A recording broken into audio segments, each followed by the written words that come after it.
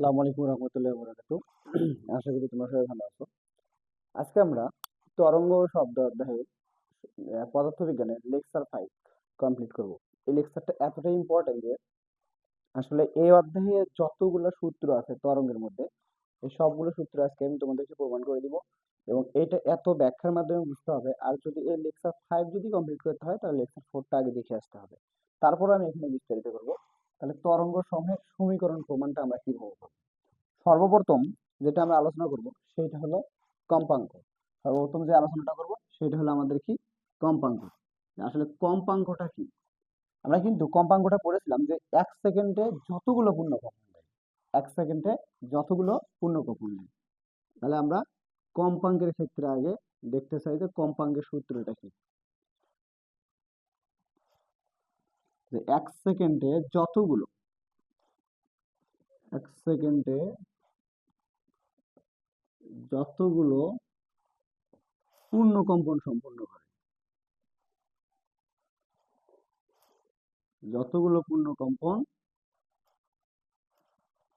সম্পূর্ণ করে তাকে কম্পাঙ্ক বলে, তাকে কম্পাঙ্ক বলে। আমরা জানি কম্পাঙ্ককে কি দ্বারা প্রকাশ করা হয়? এফ দ্বারা। এখন যদি আমরা কম্পাঙ্কের ক্ষেত্রে যদি আমরা দেখতে চাই যে 1 সেকেন্ডে যতগুলো পূর্ণকম্পন করছে, এখানে যদি আমরা এটা ক্লিয়ার করতে চাই তাহলে আমাদের একটা চিত্র দরকার হবে। তাহলে এইখানে একটা চিত্র দেখতে পাচ্ছ তোমরা, এটা কিন্তু একটা অনুপ্রস্থ তরঙ্গ। এই যে এটা, এটা কিন্তু একটা অনুপ্রস্থ তরঙ্গ। তাহলে এটা ছিল এ, এটা হচ্ছে আমাদের বি।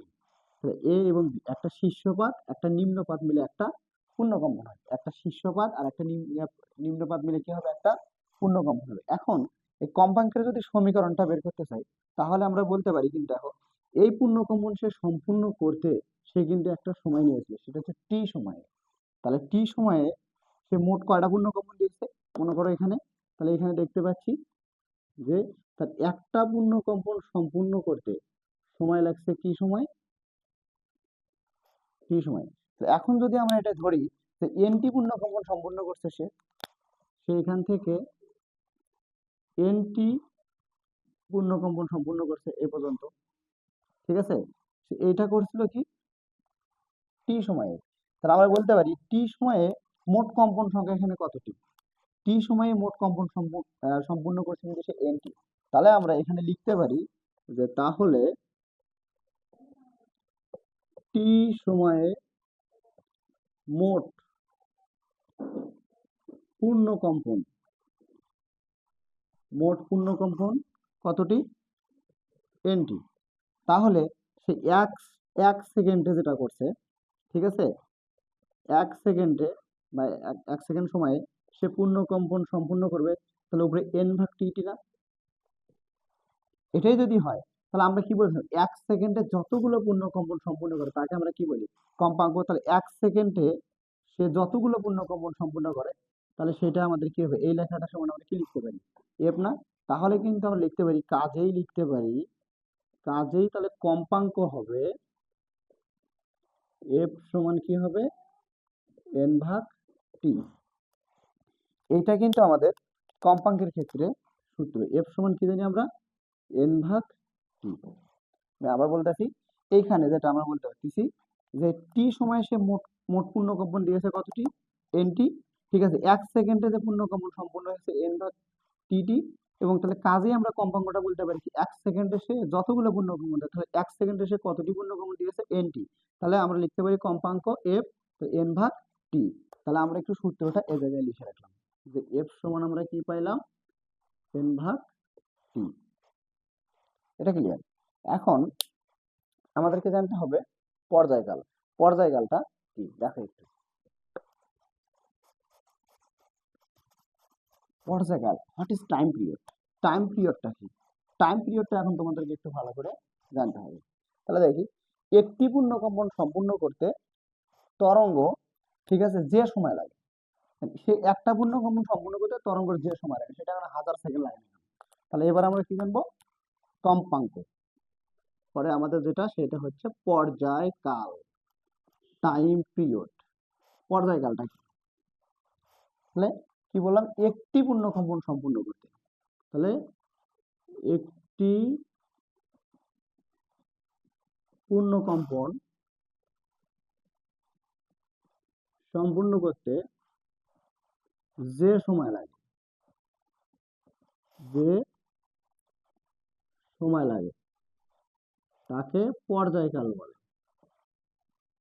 তাকে পর্যায়কাল বলে। আমরা কিন্তু জানি যে পর্যায়কালকে কি দ্বারা প্রকাশ করা হয়, টি দ্বারা। পর্যায়কালকে টি দ্বারা প্রকাশ করা হয়। এখন পর্যায়কালের সূত্রটা কি হবে? পর্যায়কালের সূত্রটা কি হবে? তাহলে দেখো তো, এখানে যদি চিত্রের মাধ্যমে তোমাদেরকে বলি, তাহলে এইখানে সেম চিত্র, এটা কিন্তু একটা অনুপ্রস্থ তরঙ্গ। তাহলে এটা হচ্ছে এ, এটা হচ্ছে আমাদের কি বি। এ থেকে বি পর্যন্ত যেটা আছে, তাহলে বলতে পারি সে সে এখান থেকে যে পূর্ণ কম্পনটা সম্পূর্ণ করছে, সেটা দেখো তো করতে যে সময় লাগে, আমি সেটা এখন 10 সেকেন্ডও লিখতে পারি, 1 সেকেন্ডও লিখতে পারি। তাহলে সে এইখানে যে পূর্ণ কম্পনটা সম্পূর্ণ করছে, তাহলে এটাকে যদি আগেরটাকে উল্টে দিই, তাহলে এখান থেকে সে পূর্ণ কম্পন সম্পূর্ণ করছে কতটি বলতো? সে এই পর্যন্ত যে পূর্ণ কম্পনটা সম্পূর্ণ করছে সেটা এনটি না? এই এনটি পূর্ণ কম্পন সম্পূর্ণ করতে তার কি লাগতেছে? একটি পূর্ণ কম্পন সম্পূর্ণ করতে যে সময় লাগে, এখানে আমার 1 সেকেন্ডও লাগতে পারে। তাহলে এইখানে আমরা লিখতে পারি যে যে সময়টা বা টাইম পিরিয়ড সেটা। তাহলে এখানে দেখো, এখন আমরা সূত্রে যদি চলে যাই, তাহলে সে কতটি পূর্ণ কম্পন সম্পূর্ণ করেছে? এনটি। তাহলে এনটি পূর্ণ কম্পনের জন্য যে সময় লাগে কি? টি সময়। আমরা একটু ছোট হাতে টি লিখি, একটু সময়টা হচ্ছে টি। তাহলে বলতে পারি যে এনটি পূর্ণ কম্পন সম্পূর্ণ করতে, আচ্ছা এদিকে একটু সরে লিখি, তাহলে এনটি পূর্ণ কম্পন সম্পূর্ণ করতে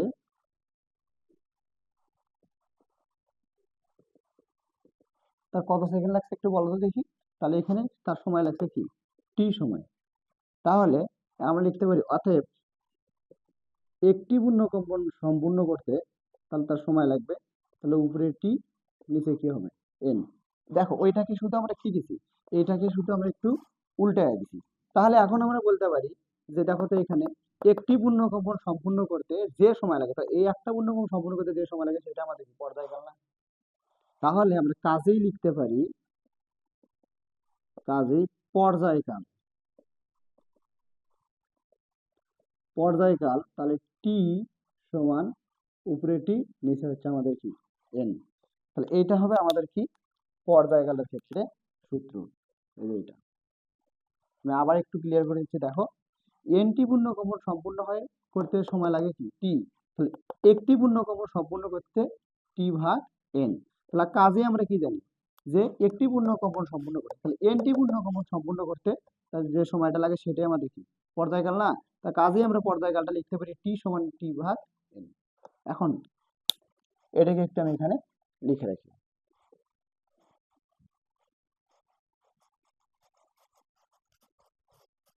এখন পর্যায়কাল আর কম্পাঙ্কের মধ্যে সম্পর্কটা কেমন হতে পারে? তাহলে আমরা সূত্র কি পাইলাম? 2 নাম্বারটা, যে টি সমান উপরে টি, নিচে হচ্ছে আমাদের কি? এন। এখন কম্পাঙ্ক আর এই পর্যায়কালের মধ্যে যে সম্পর্কটা খুবই ইম্পর্টেন্ট, খুবই ইম্পর্টেন্ট। ঠিক আছে, কম্পাঙ্ক ও পর্যায়কালের মধ্যে সম্পর্ক। কম্পাঙ্ক ও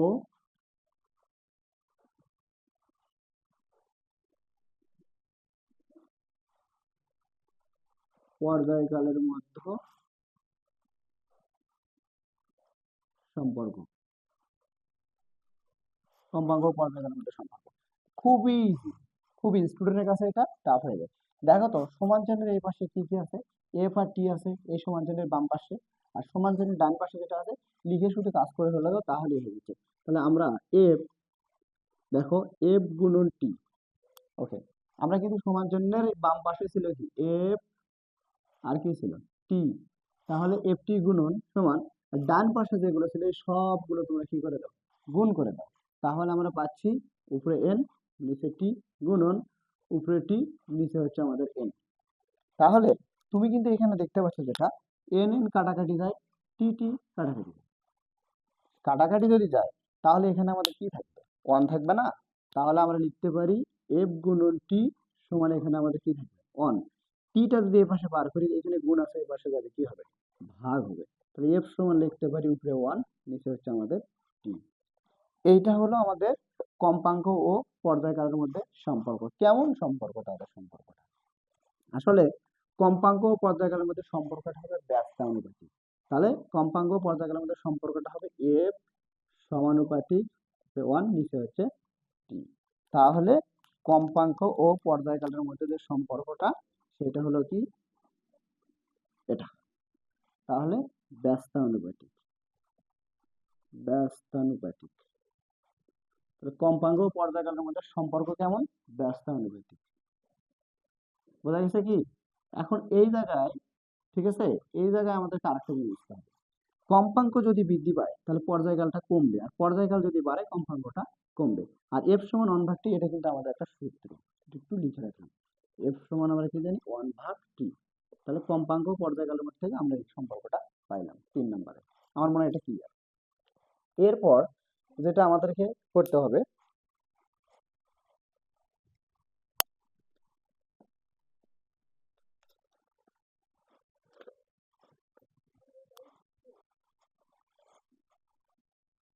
ওকে, এখন আমাদেরকে জানতে হবে তরঙ্গ দৈর্ঘ্য। তরঙ্গ দৈর্ঘ্য কাকে বলে? একটি পূর্ণকম্পন সম্পূর্ণ করতে তরঙ্গ যে দ্রুত অতিক্রম করে, তাহলে কয়টি পূর্ণকম্পন সম্পূর্ণ করবে? একটি পূর্ণকম্পন। তাহলে দেখো এবার আমরা যেটা করবো সেটা হচ্ছে তরঙ্গ দৈর্ঘ্য।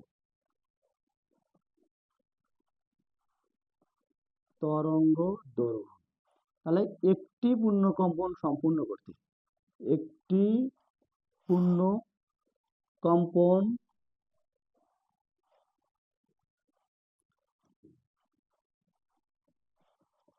সম্পূর্ণ করতে, ঠিক আছে, তরঙ্গ যে দূরত্ব অতিক্রম করে, তরঙ্গ যে দূরত্ব অতিক্রম করে তাকে তরঙ্গ দৈর্ঘ্য বলে।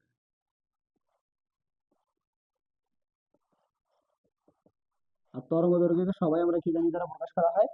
ল্যামডা দ্বারা। এখন এটা যদি তরঙ্গ দৈর্ঘ্য হয় তাহলে এখান থেকে আমরা কিন্তু একটা সূত্র পেতে পারি। দেখো এখানে যদি তোমাদেরকে আমি চিত্রের মাধ্যমে দেখাই, এটা একটা চিত্র।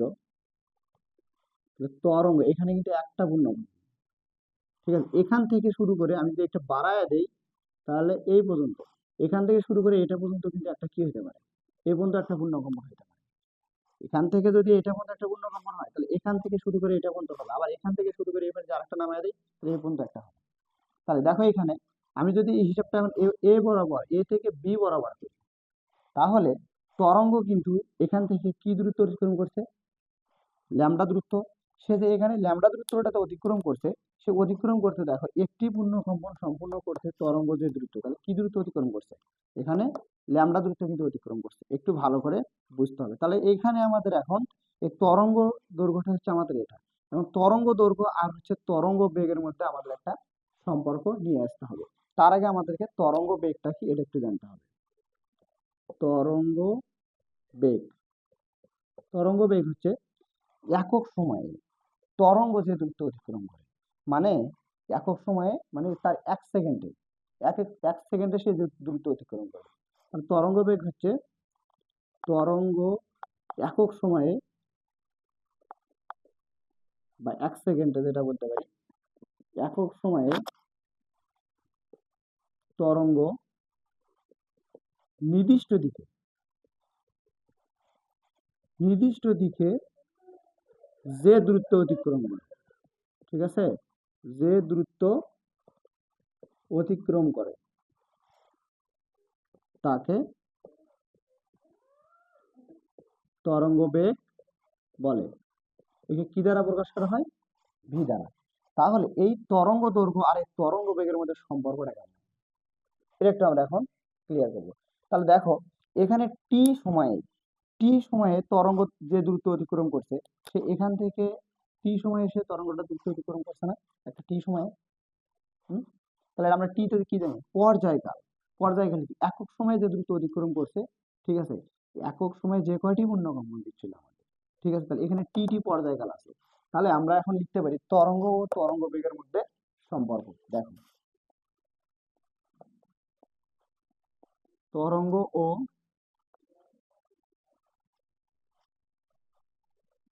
তরঙ্গ বেগের মধ্যে যে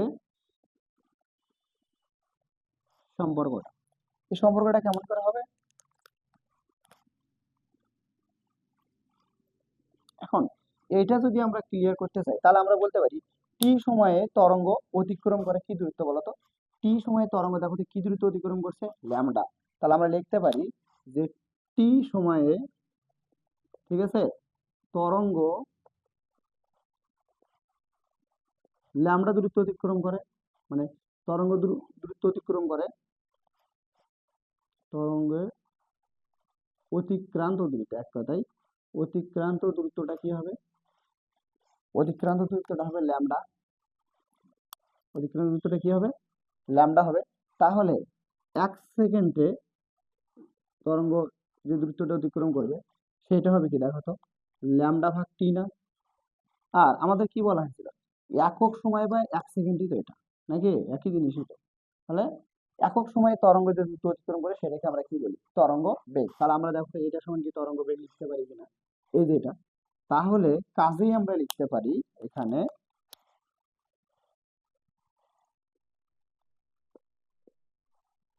কাজেই লিখতে পারি যে তরঙ্গ বেগ ভি সমান উপরে ল্যামডা নিচে হচ্ছে আমাদের টি। তাহলে উপরে ল্যামডা নিচে হচ্ছে আমাদের কি? টি। ওকে। তাহলে এইখানে একটা জিনিস ভালো করে একটু মনোযোগ দাও। তাহলে ভি সমান, এখানে যদি ল্যামডা হয় ল্যামডাকে সরিয়ে এখানে ওয়ান থাকবে। তাহলে উপরে ওয়ান নিচে হচ্ছে টি, গুণন এই জায়গায় কি থাকছে? ল্যামডা। তাহলে আমরা কিন্তু একটা জিনিস জানতেছিলাম এখানে যে এফ সমান কি লেখা যায়? ওয়ান ভাগ টি। তাহলে ওয়ান ভাগ টি সমান কিন্তু কি লেখা যায়? এফ লেখা যায়। তাহলে ওয়ান ভাগ টি সমান কি লেখা যায়? এফ। তাহলে ওয়ান ভাগ টি সমান আমরা এখানে এফ লিখতে পারি। তাহলে ভি, এটা হচ্ছে এফ গুণন হচ্ছে ল্যামডা।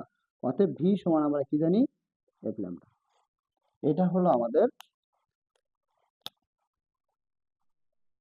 তরঙ্গ বেগ এবং তরঙ্গ দৈর্ঘ্যের মধ্যে সম্পর্ক, ঠিক আছে? ভি সমান আমরা কি লিখতে পারি? F lambda. আমার মনে হয় এটা হিসেবটা তোমাদের ক্লিয়ার। এখন এই জায়গায় যে হিসেবটা, বেগের সাথে কম্পাঙ্কের সম্পর্কটা কেমন এবং বেগের সাথে তরঙ্গ দৈর্ঘ্যের সম্পর্কটা কেমন, এগুলো একটু ভালো করে বুঝতে হবে। তাহলে দেখো, বেগ, আমরা যদি বেগ বার করতে চাই বেগের সাথে কম্পাঙ্কের সম্পর্কটা সমানুপাতিক, ঠিক আছে? আবার বেগের সাথে তরঙ্গ দৈর্ঘ্যের সম্পর্কটা সমানুপাতিক হবে। একটু ক্লিয়ার করে দেখি আমরা, দেখি। তাহলে বেগের সাথে কম্পাঙ্কের সম্পর্কটা, এই যে বেগের সাথে কম্পাঙ্কের সম্পর্কটা দেখো, এবং আবার বেগের সাথে তরঙ্গ দৈর্ঘ্যের সম্পর্কটা কেমন? সমানুপাতিক। তাহলে কম্পাঙ্কের সাথে তরঙ্গ দৈর্ঘ্যের সম্পর্কটা কেমন এর একটু দেখি আমরা। এখন যদি আমাদের এফ বার করতে বলে তাহলে এফ ল্যামডা সমান হচ্ছে ভি, অর্থাৎ ল্যামডা সমান হচ্ছে উপরে ভি নিচে এফ। তাহলে ল্যামডার সাথে কিন্তু কম্পাঙ্কের সম্পর্কটা কেমন? ব্যস্তানুপাতিক। এই যে তরঙ্গ দৈর্ঘ্যের সাথে কম্পাঙ্কের সম্পর্কটা কেমন? ব্যস্তানুপাতিক। এবং বেগের সাথে কিন্তু তরঙ্গ দৈর্ঘ্যের সম্পর্কটা সমানুপাতিক। তাহলে ভি সমানুপাতিক কি হবে? ল্যামডা। এই যে হিসেব ক্লিয়ার।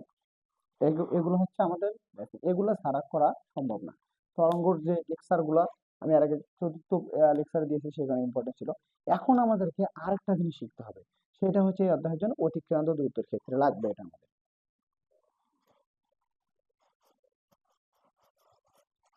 এবারে আমরা প্রমাণ করবো এস সমান এন ল্যামডা, ঠিক আছে?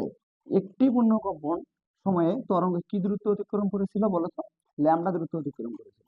তাহলে এখানে কিন্তু 4 নম্বরে আমরা আর একটা সূত্র পাইলাম, সেটা কি? 4 নম্বরের যে সূত্রটা, সেটা হলো ভি সমান কি? F lambda. এফটা কিন্তু কম্পাঙ্ক, ফ্রিকোয়েন্সি, যার একক হচ্ছে হার্স বা সাইকেল পার সেকেন্ড বা পার সেকেন্ড বা ভাইব্রেশন পার সেকেন্ড, টোটাল আছে এটা। এবার আমরা 5 নম্বরে যেটা করবো সেটা হচ্ছে এস সমান এন ল্যামডা।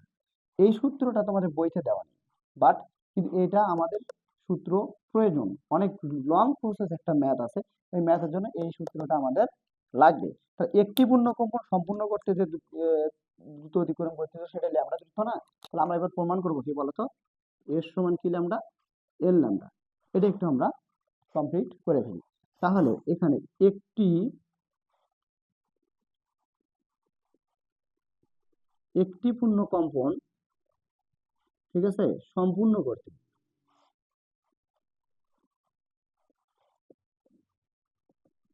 করতে অতিক্রান্ত দূরত্ব কি? অতিক্রান্ত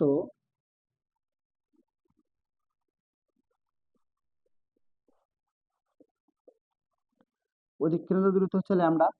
তাহলে একটি পূর্ণগুণ সম্পূর্ণ করতে, ঠিক আছে, সম্পূর্ণ করতে অধিক্রান্ত দূরত্ব কি দূরত্ব করছে? সে ল্যামডা দূরত্ব করছে। তাহলে এনটির জন্য কি হবে? এনটি, তাহলে এটা হবে না এন ল্যামডা। আমি আবার বলতেছি, একটি পূর্ণকম্পন সম্পূর্ণ করতে অতিক্রান্ত দূরত্ব হচ্ছে ল্যামডা দূরত্ব নাকি? তাহলে এনটি পূর্ণকম্পন কি? এন, এনটি পূর্ণকম্পন সম্পূর্ণ করলে তাহলে সেটা হবে এন ল্যামডা। তাহলে আমরা জানি যে অতিক্রান্ত দূরত্বের ক্ষেত্রে যেটা বলা হয়েছিল, কাজেই এখানে অতিক্রান্ত দূরত্ব বলা যায়, কাজেই অতিক্রান্ত দূরত্ব, তাহলে অতিক্রান্ত দূরত্ব এস, তাহলে এস সমান আমরা কি জানি? N lambda. এটাও কিন্তু আমাদের সূত্র, এটা কিন্তু তোমাদের লাগবে একটা লং প্রসেস ম্যাথ করতে। তাহলে এস সমান আমরা কি লিখতে পারি? এস সমান এন ল্যামডা। এখন এ অধ্যায়ে আরো দুইটা জিনিস আছে, একটা হচ্ছে দশা, একটা বিস্তার, যেগুলো আমি লেকচার পড়ে বলছি। দশা হচ্ছে কণার যে কোনো মুহূর্তের অবস্থাকে তার দশা বলে। বিস্তার হচ্ছে সাম্য অবস্থান থেকে কণাসমূহ যে কোনো দিকে সর্বাধিক যে দ্রুত অতিক্রম করে সেটা হচ্ছে আমাদের বিস্তার। বিস্তার নিয়ে আমি একটা আলাদা একটা ক্লাস দিব। বিস্তারের অঙ্কগুলো খুব ক্রিটিক্যাল হয় এবং সেখানে এমসিকিউর জন্য প্রয়োজন হতে পারে। বিস্তার নিয়ে আমি লেকচার 6 বা 7-এ দিয়ে দেবো, ঠিক আছে? তরঙ্গের যতগুলো লেকচার আছে অলরেডি আমি দিয়ে ফেলেছি। এখন এই তরঙ্গ দিয়ে যে ম্যাথ গুলা হবে, এই যে এখানে 1 2 3 4 5, এখানে 5টা সূত্র দেখতে পাচ্ছ। এই 5টা সূত্র দিয়ে আমি যত ম্যাথ আছে এই ম্যাথ গুলো আমি ক্রম অনুসারে লেকচার 6 গাণিতিকে আমি কমপ্লিট করে দেবো। এইগুলো কিন্তু তোমাদের বইতে তেমন দেওয়া নেই, অনেক টিচার এগুলোকে স্কিপ করে যায়। ফিজিক্স একটু ভেবে চিন্তেই করতে হবে। ওকে, বুঝতে হবে এটা। আসসালামু আলাইকুম রহমতুল্লাহি ওয়া বারাকাতুহু।